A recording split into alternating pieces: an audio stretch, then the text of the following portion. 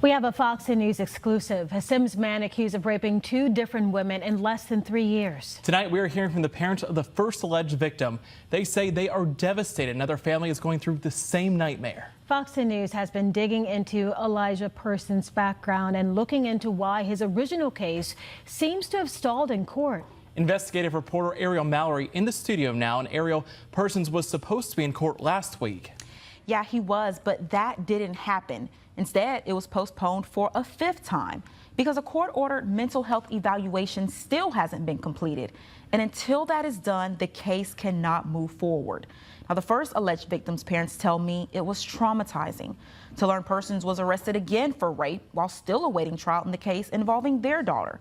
Now, we're protecting their identities, but they say they can't stay silent anymore.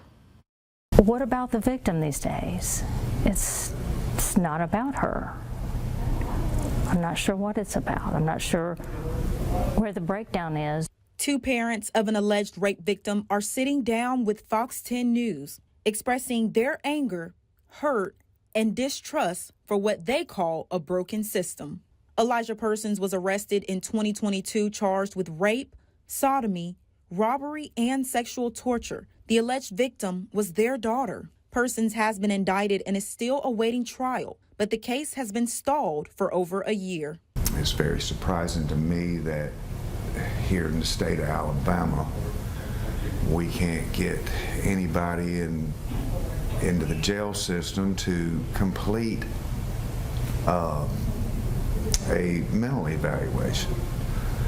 And to me, that's just real concerning, and I think certain people need to answer for this.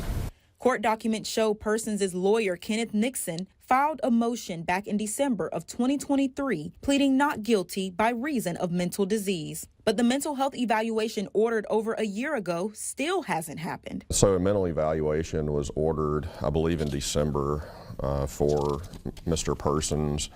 And at the time, Mr. Persons was out on bond.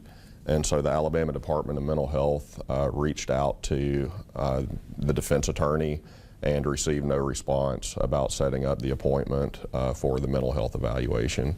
The delay became even harder for the first family when Persons was charged with rape in a different case last month. It's just another family that's going to just be destroyed. I mean, you are destroyed. She was approached by this person with a hoodie, a mask, and a gun, and was forced to drive to a secure location. He took her phone, and then through that, it's been very difficult for her and her family. We reviewed court filings showing the mental health status hearing has been reset 5 times. The Department of Mental Health told Fox 10 News the mental health examiner tried to evaluate him approximately a year ago, but the defense did not provide the defendant's contact information, so he couldn't be contacted or evaluated. We notified the court. That left the system in limbo. Now these parents feel their daughter's case is lost in the court system and it's being forgotten. Victims' rights. I would like for people to understand that it seems to favor not the victim. Our court system, it seems to favor the person that's accused. It's something you never stop thinking about. You never truly get over, I don't believe. Neither, obviously she won't. Nothing is being done to the point where my daughter's having to live out of state and having to try to move on with her life. Imagine if it was their child or their daughter. What you would feel like. You'd want this over with. We need the closure. Now, I have reached out to Elijah Persons' lawyer, Kenneth Nixon, multiple times, but haven't received a response. Now, Persons is due back in court this Wednesday for another status hearing on that evaluation. We'll plan to be there.